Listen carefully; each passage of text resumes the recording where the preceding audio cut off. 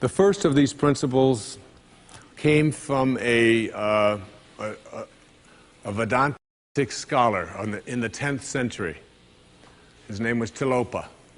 It's not exactly bestseller books, but it's the kind of thing that really excites me because I think of going back 1,000 years or 2,000 years and reading what some of the greatest minds had to say and how open they were to the potentiality that each and every one of us have for greatness.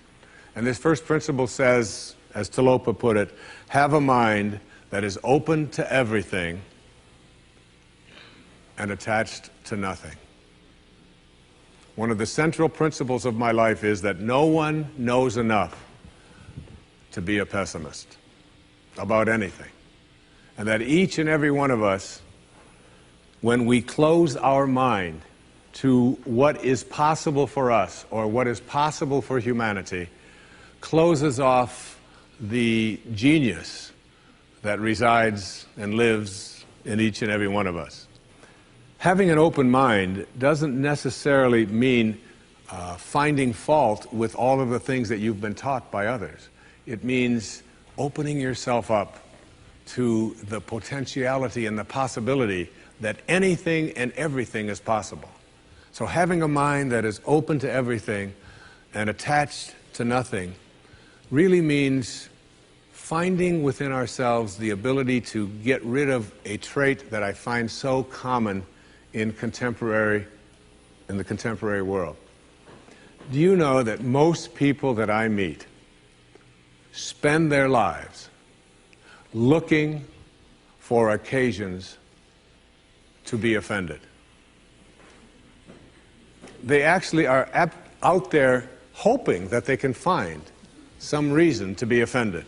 And there's no shortage of reasons. They're out there everywhere. The way this person dressed, what this person said, they turn on their TV, they hear the news, they're offended by this, someone used language that they didn't like, someone doesn't share the same customs that you, and people all day long. In fact, if you keep track tomorrow, you will find probably 100 reasons that you can go around being offended. But a mind that is open to everything and attached to nothing is a mind that says, I'm never looking for anything to be offended by.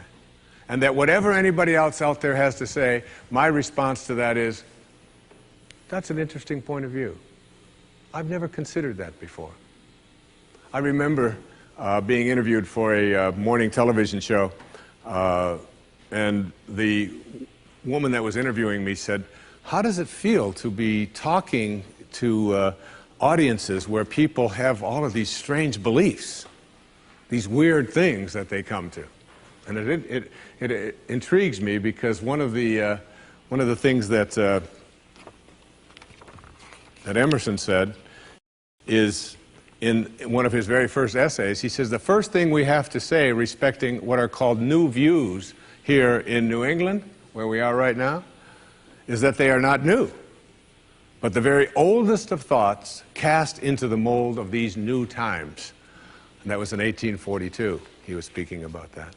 And this woman asked me the question. She said, doesn't it offend you that there's people out there and they're talking about people using crystals to heal somebody? And I remember my response. My response was that if I've got hemorrhoids and somebody out there is convincing me that crystals are going to heal them, I'm ordering crystal chairs. Why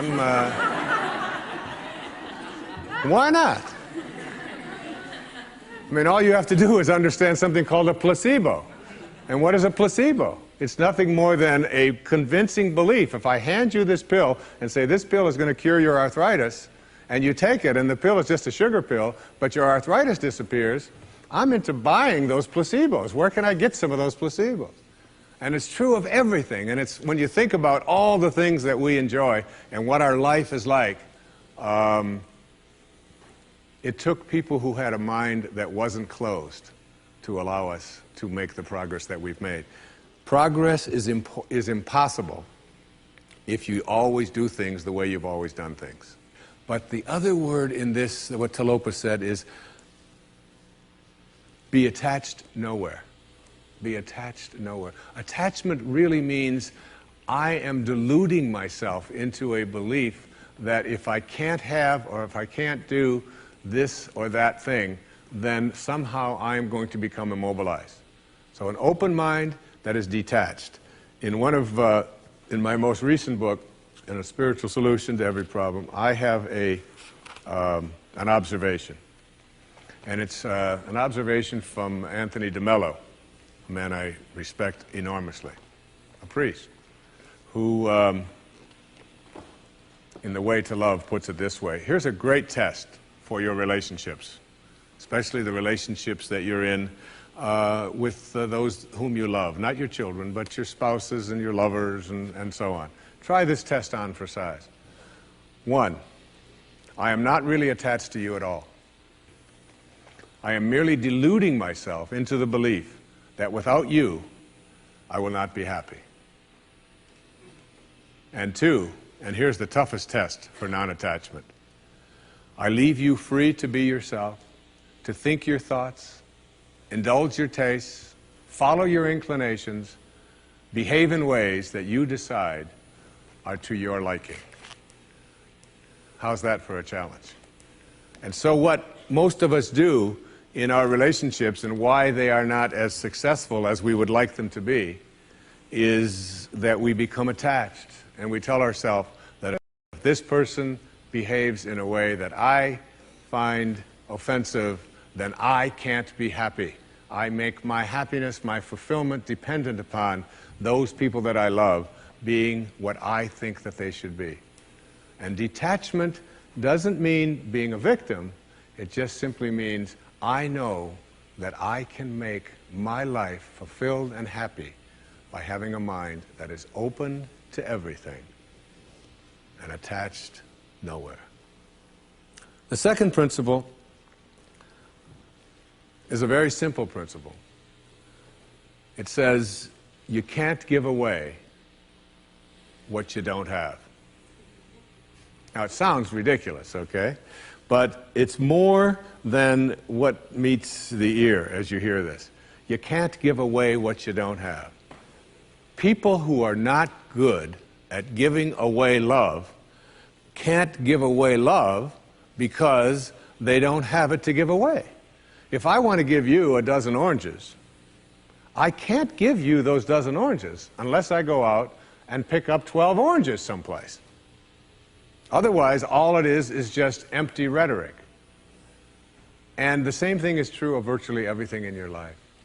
You can't give away love for others if you don't have love in here to give away. If what you have in here is contempt, if what you have in here is anger, if what you have in here is fear, then these are the things you're going to be giving away in your life. And I've often thought, and I really believe very strongly that there's a law, sort of a law in the universe. I call it the law of attraction. And the law of attraction is one that works like this. You get back from the universe, from the world, what it is that you put out there in the world.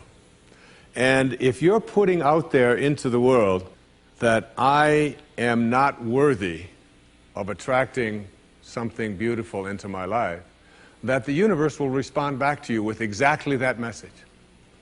And there are people who come to me and who came to me for years when I had my own counseling practice and so on, and they would say to me, I just keep attracting the same kind of people, the same kind of events, the same kind of losers into my life. Why is that? Why do I keep doing that? And I keep attracting an absence of abundance. I just can't seem to attract abundance into my life. I'm always behind the 8 ball. I'm never getting ahead. And I suggested to them, I said, did it ever occur to you that that's the very kind of message you're sending out to the world and out to the universe? That the ocean of abundance is there.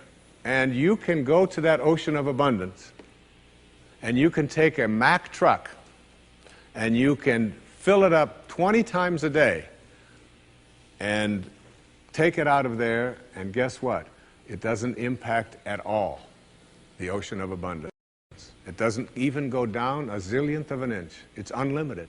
Or you can go to the same ocean of abundance with an eyedropper. And you can just take this much out once a month and say, that's all that seems to be available for me. And the interesting thing for me is that when people go to this ocean of abundance, this unlimited world, all that I have is thine, it says in the holy books. All that I have is thine. It's all there for you. But if you believe inside that it's limited, that you can only get so much, that other people are going to get it before you do, then you'll find yourself creating that very same thing. And the even more interesting part about this, you can't give away what you don't have principle, is that if your message to the universe is gimme, gimme, gimme, which is a lot of people's message to the universe. I want this from you, I want that from you, please give me this, I have to have that. That's what their prayer is like, that's what their message is, you know, and they say, I want this from the universe, gimme, gimme, gimme. The universe's response back to that kind of a mentality is exactly the same. The universe will say right back to you over and over again, gimme, gimme, gimme. And you'll find yourself never, ever arriving, but always being in a state of striving, always feeling as if you're being neglected, never feeling as if you have enough, always feeling as if you're being shortchanged, because you're constantly under the pressure to give, to get back what the universe is demanding from you. And the interesting thing about all of this, the irony of this, is that if you shift that and you say to the universe, to the world, how may I serve? How may I serve? The universe's response back to you is, how may I serve you? How may I serve you? And it's very intriguing. When you take your energy and your attention off of what you are demanding from the world, and instead saying, what can I give to the world? And it's really the basis behind that very famous line of the President John Kennedy's inaugural address. Ask not what your country can do, ask what you can do for your country. And the irony of that is, and I've learned that in my own life, that when I stopped thinking about what was in it for Wayne Dyer and how much could I get, and I began to shift and say, how can I help you? How can I give to you? What can I do for you? And people who write to me, I send them something. When I encounter somebody that needs help of some kind, I'm very often just giving that to them. And then I find that it just keeps coming back into my life. And once I shifted that energy off of what can I have into what can I give, it seemed to me that the universe responded back with the very same message. What can I give to you? And the most incredible and wonderful and beautiful abundance has flowed into my life in every way that I can possibly think of. You can't give away what you don't have. So take a look at an inventory of what you do have. How much do you love yourself? How much kindness do you have in you? How much peace do you have in you? How much joy do you have in you? And if you're able to give that away as many times as you can in a given day, watch and see how much more of that continues to show up and come back in your life. Okay? The third principle is one of my very favorites. It's called, there are no justified resentments. And this is a very difficult principle for many people to get, but one that I believe very strongly in. I was in a group one time of drug addicts and alcoholics. And I was one of the people that was a sponsor and leading this group. And the sign on the wall said, there are no justified resentments in this group. And what I said to that group that night was, no matter what anybody says to you here, no matter what kind of anger comes directed towards you, no matter how much hate you may encounter showing up in your life, there are no justified resentments. Meaning that if you carry around resentment inside of you about anything or about anyone, and I'm talking about the person that you lent money to and hasn't paid you back, I'm talking about the person in your life that you feel was abusive in your life, I'm talking about the person who walked out on you and left you for somebody else. I'm talking about all of the things that you have justified in your heart and in your life that you have the right to be resentful about. And I'm suggesting to you that those resentments will always end up harming you and creating in you a sense of despair. I've often said that no one ever dies from a snake bite. The snake bite will never kill you. You cannot be unbitten. Once you're bitten, you're bitten. But it's the venom that continues to pour through your system after the bite that will end up destroying you. So now you have to take a look at all of the resentments that you may have in your life.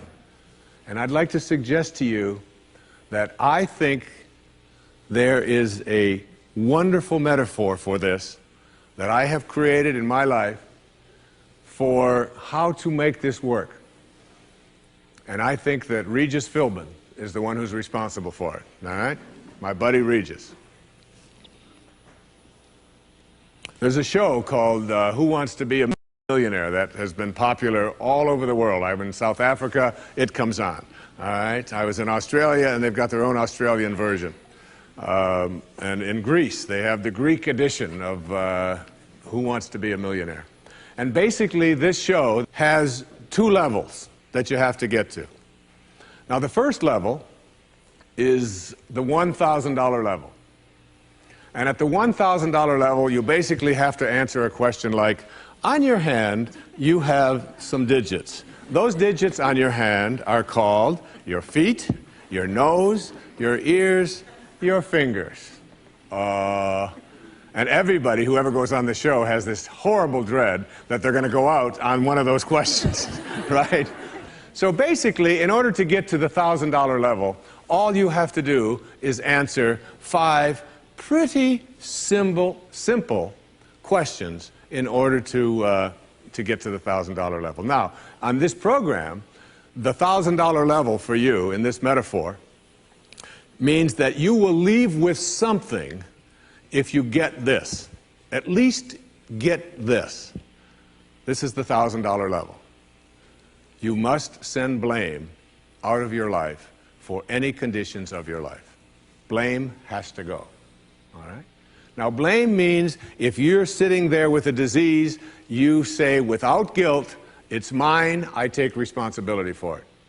This means that if you have been through any tough circumstances in your life, this means if you have a minimal amount of financial security in your life, this means if your children don't get along with you, this means that if your neighbors are taking up a petition to get you out of the neighborhood, whatever it might be that's going on in your life, you name it, and everybody across this great country and across this world has a series of these things that you're willing to say, I am here because of the choices that I have made right now. I'm willing to say that. Even though it's difficult, and we know it's really not your fault. We know really there's a lot of people out there who are really bad, all right? But you're willing to say no blame. That's the first level, all right? That's where you understand no justified resentment. And then on the Who Wants to Be a Millionaire show, there is what is called the $32,000 level.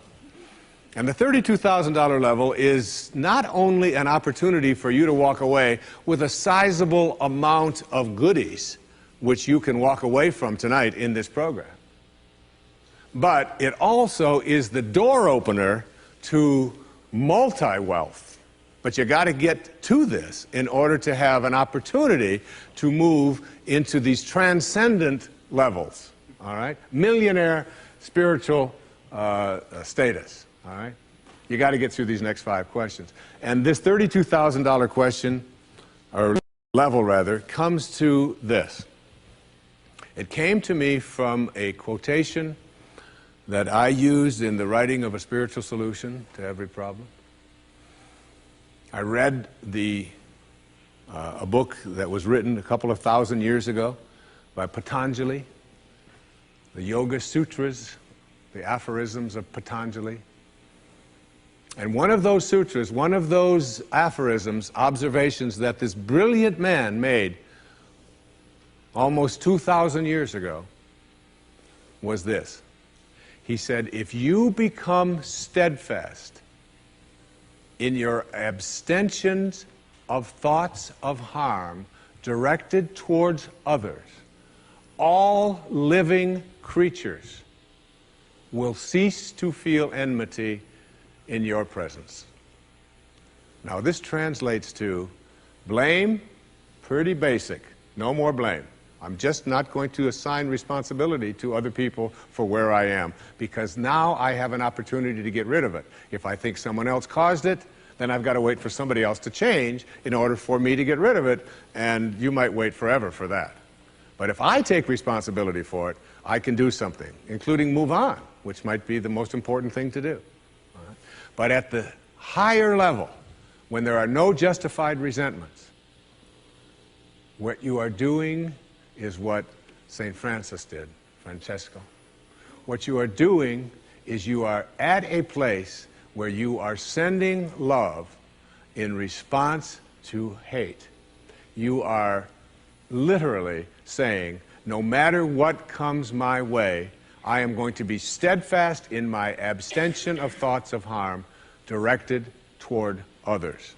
I'm going to work hard at, no matter what comes my way, having it come out of me what I want to come out of me, and that is love, and that is a higher energy.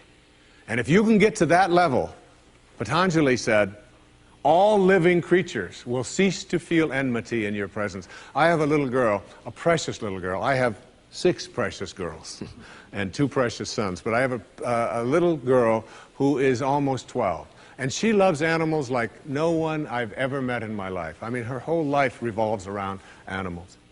And when we walk in the woods, butterflies avoid me, fly away from people around, and they come and they land right on her arm, and it happens all the time.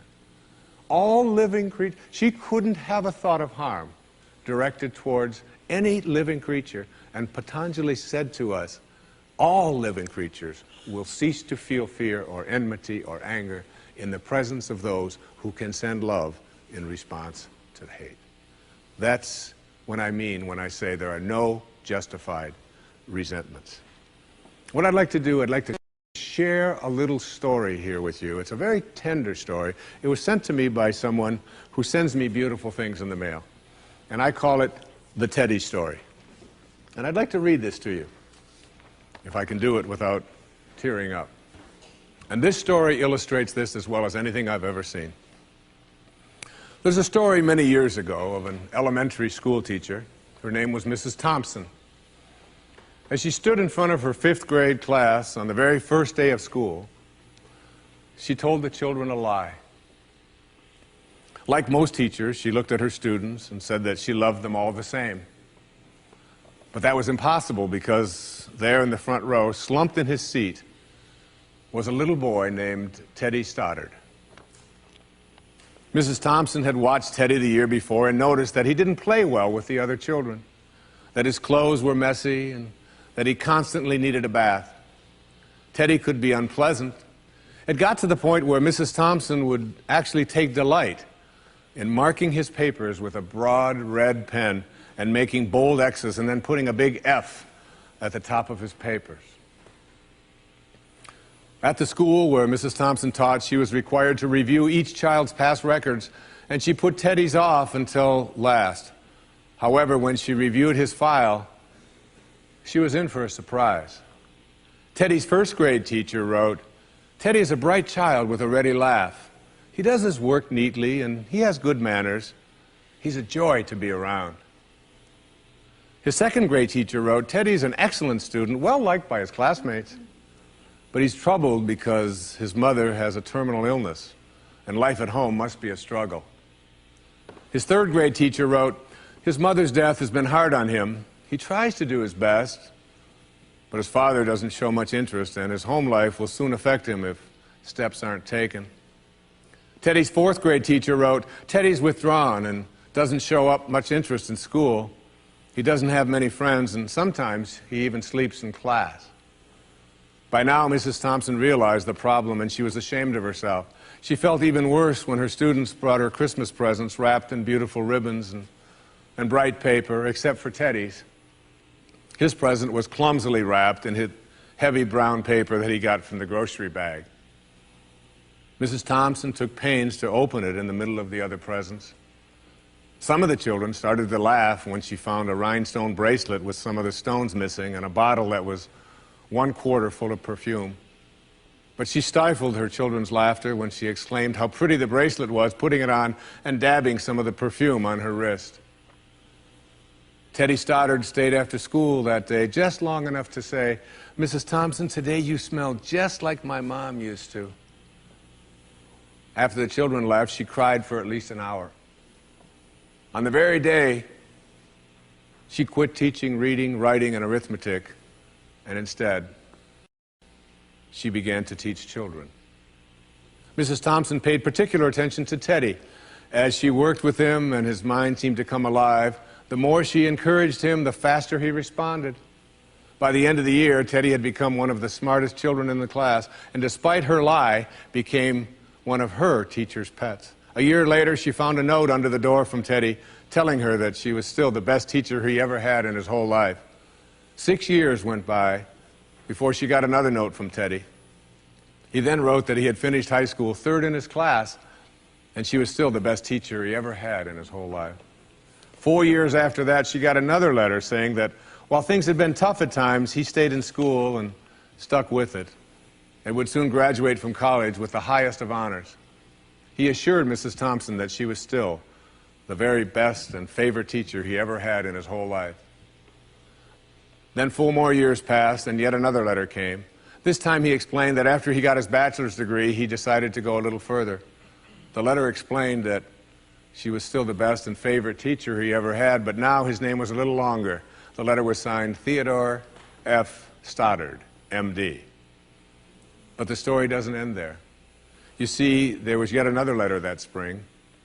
Teddy said he'd met this girl and was going to be married. He explained that his father had died a couple of years ago, and he was wondering if Mrs. Thompson might agree to sit in the place at the wedding that was usually reserved for the mother of the groom. Of course, Mrs. Thompson did, and guess what? She wore that bracelet, the one with the several rhinestones missing. And she made sure she was wearing the perfume that Teddy remembered his mother wearing on their last Christmas together. They hugged each other, and Dr. Stoddard whispered in Mrs. Thompson's ear, "Thank you so much for making me feel important and showing me that I could make a difference." Mrs. Thompson came with tears in her eyes and whispered back, "Teddy, you have it all wrong. You were the one who taught me that I could make a difference. I didn't know how to teach until I met you." Isn't that a beautiful story? Yeah.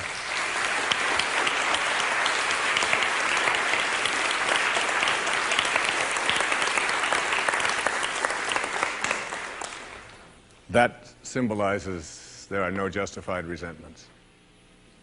Work at reaching that $32,000 level, the place where the only thing you have to send is love, because that's what's inside. And that's the message of our greatest spiritual teachers.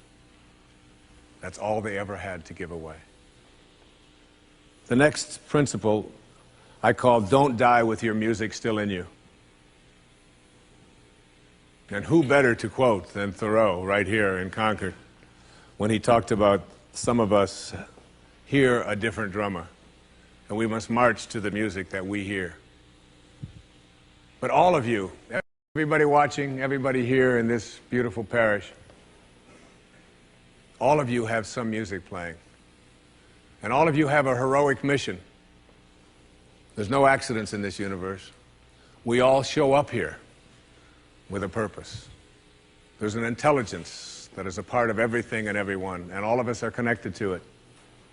And too many of us are afraid to listen to that music and march to it. You out there, I know you have a book you wanted to write. I know there's a composition you wanted to compose. I know there's a song you want to sing someplace. Maybe you want to raise horses out in Montana. Or maybe you want to open up an ice cream shop on Cape Cod. Who knows what it may be? Maybe you just want to travel and see the world.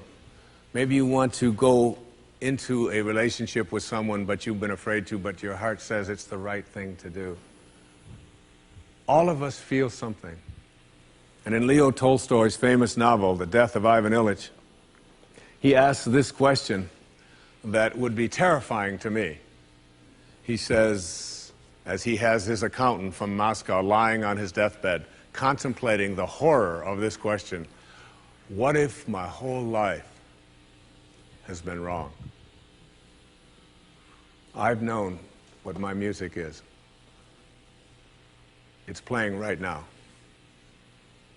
As I stand here in front of you with these cameras and in this place, and as I sit down and write my books and tell the world what I know are my truths, I feel always completely on purpose and fulfilled. And no time will I ever come to the end of my life and say, what if my whole life has been wrong? Whoever you are, whatever that music is, however distant it may sound, however strange, however weird others may interpret it to be, don't get to the end of your life and know that you're going to leave and not have it played yet. Don't die with your music still in you. It's the message of the greatest teachers who've ever walked among us. It's the message I give to you today as one of the principles for success and peace in your life. The next principle I call embracing silence. And embracing silence is not that I say this to you because it's so important to be quiet.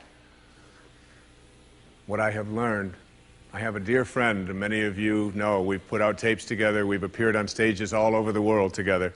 He's like a brother to me. His name is Dr. Deepak Chopra, a medical doctor, and a dear and close friend. And whenever anything is going on in my family, if I'm having a problem with one of my children or in my own life, and if I call him up and I'll say, Deepak, or his wife Rita, I'll say, Deepak, what do you think I should do? He always has the same answer, meditate. I'll say, yes, Deepak, I understand meditate, but I said, what do you think? He said, Wayne, go deep inside and meditate. Always meditate. I'll say, will you put Rita on? Wayne, meditate. I say, all right. And you know, I've learned a lot in meditation. But what I know most about getting quiet and getting peaceful is this, that there's only one power in the universe, and it doesn't matter what you call it. You can call it soul, spirit, consciousness, God. You can call it Louise. You can call it anything that you want. But as Alan Watts said, you can't get wet from the word water. It's not what we call something that gives it its substance. And this one power, this one force that flows through everything and allows everything to be, is indivisible. You can't cut it in half. You can't divide it. It's one. It's knowing the one. And everything in your life is almost always given a division. Male, female, young, old, tall, short, black, white, good, bad, up, down. These are all dichotomies. These are all these splits that we all have in our lives. The whole physical world that we live in and are immersed in, it's always immersed in this division. I used to teach a course at St. John's University in New York, and I used to tell my students when I was trying to teach this principle, anybody who can come to class and bring with them a magnet that only has a North Pole, I'll give you an A in the course. You don't ever have to attend another class. And no matter how thin they would slice that magnet, there was always the South Pole, because the physical world is made up of dichotomies. But we have to learn to fuse the dichotomies. And in fusing the dichotomies and blending the one, that's what silence does for us. That's why embracing silence is so powerful. Because no matter how many times you cut silence in half, it's like zero. You still only get silence. In Zen, they say it's the space between the bars that holds the tiger. And it's the silence between the notes that makes the music. These words that are coming out of my mouth right now come out of the silence. And finding that silence and embracing it means that you go to the place within you that you cannot divide. Just like you can't divide the source, the one, the spirit. You can't divide that either. It's only one.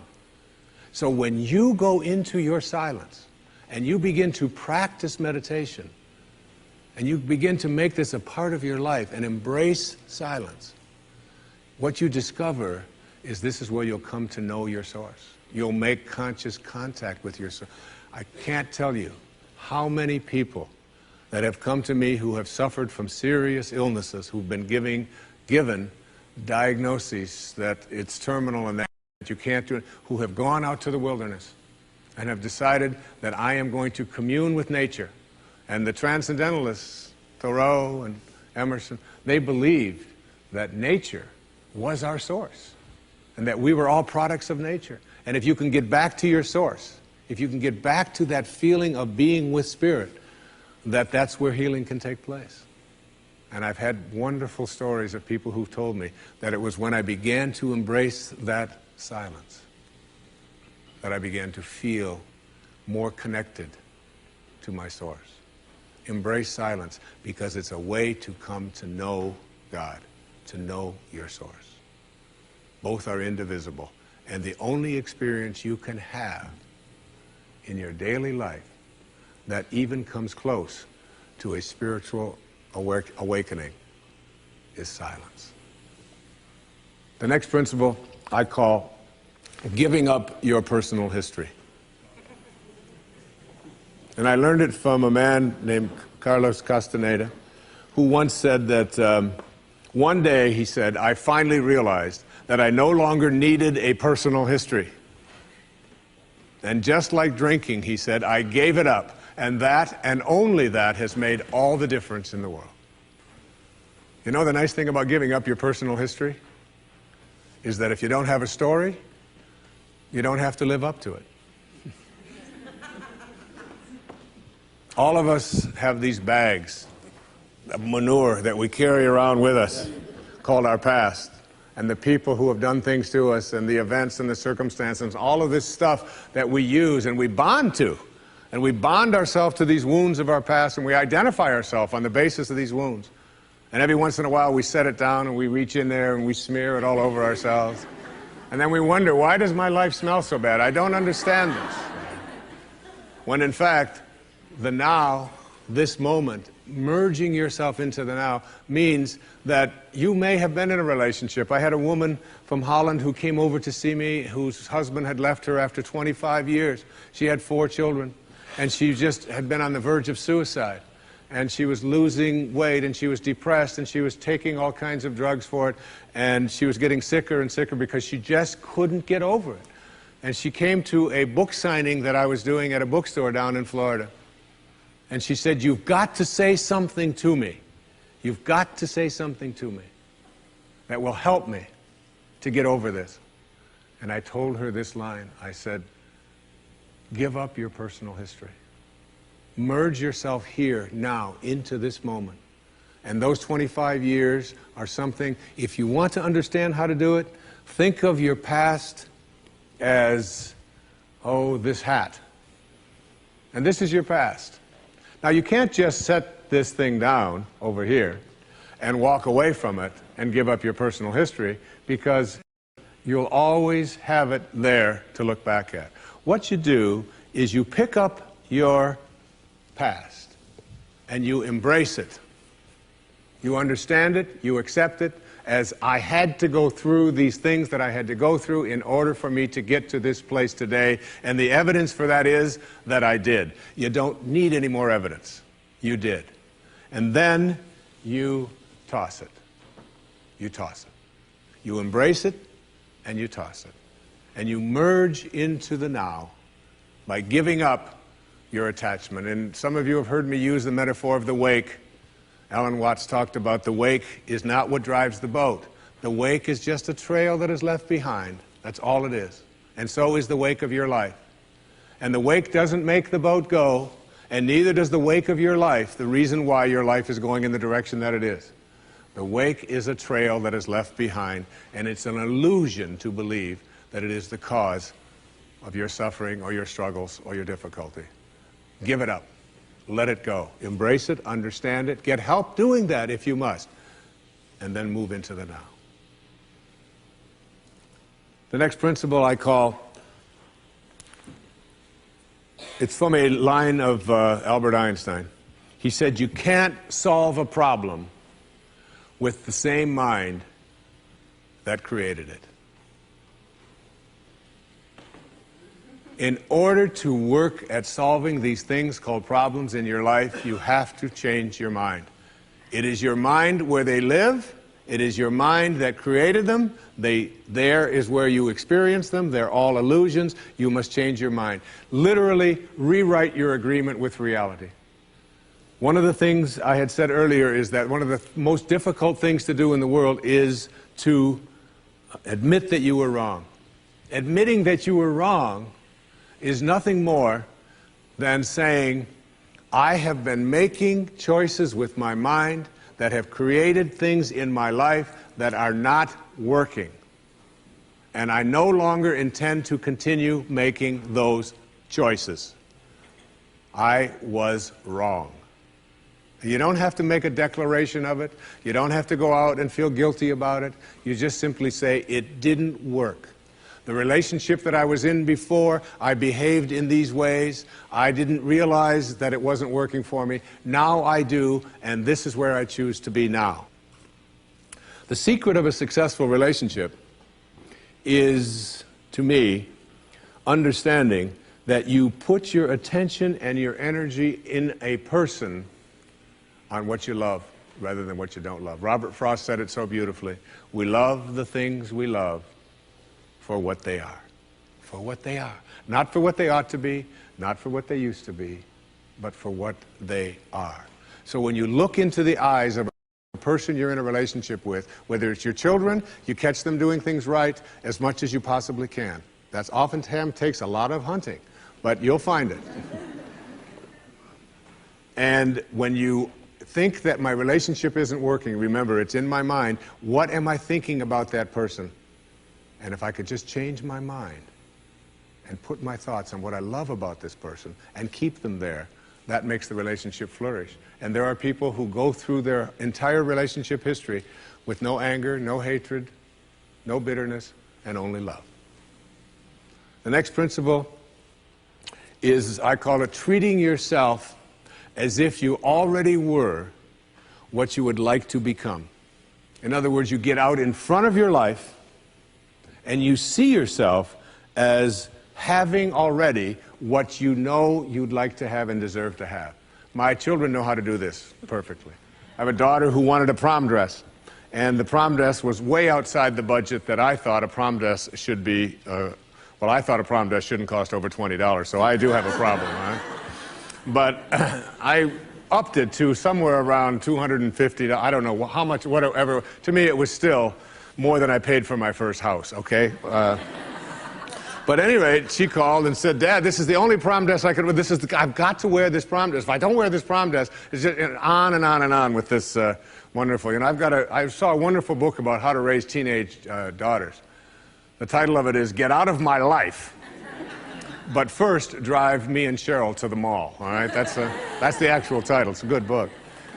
And so I told Serena, I said, it's just beyond the budget. I've got a certain amount of money that I'm willing to put for it. And she said, but I've already seen myself wearing it. I've already tried it on. I have a picture of myself in the dress in my living room, and I've already showed it to the guy who's taking me to the prom. I mean, it was this whole thing about, and she already saw herself in it. I said, well, if you see yourself in it, then you're going to have to also see yourself as earning the difference between what I'm willing to pay.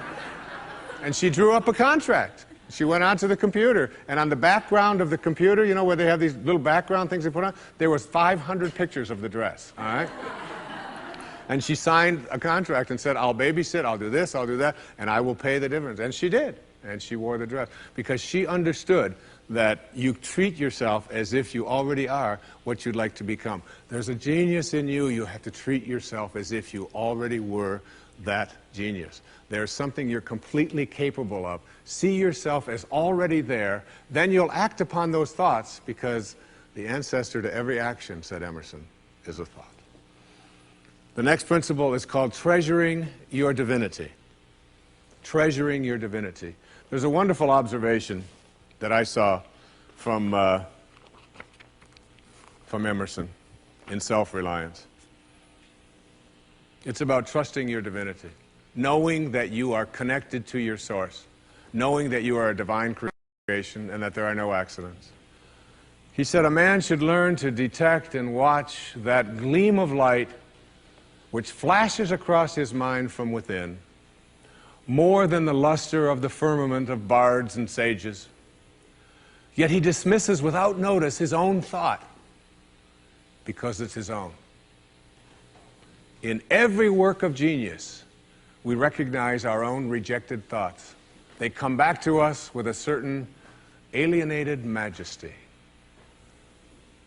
We often reject our thoughts, and we see the things that we think of as grand and as genius, and we reject them because they're our own. Treasuring our divinity instead of being terrified of it. Knowing that I am always connected to my source. There is no way that I cannot, because it is in you, and I am in you, and you are in me, and you can never be separated from it. There is no place that this source is not. It grows everybody's fingernails. It beats everybody's hearts. It digests everybody's foods. It opens all the flowers, and you're always connected to it. And finally, the last principle I call wisdom is avoiding all thoughts which weaken you. You know, every thought has an energy, just like everything else in the universe. And if you have a thought of shame, it will weaken your muscles. And what is your heart but a muscle?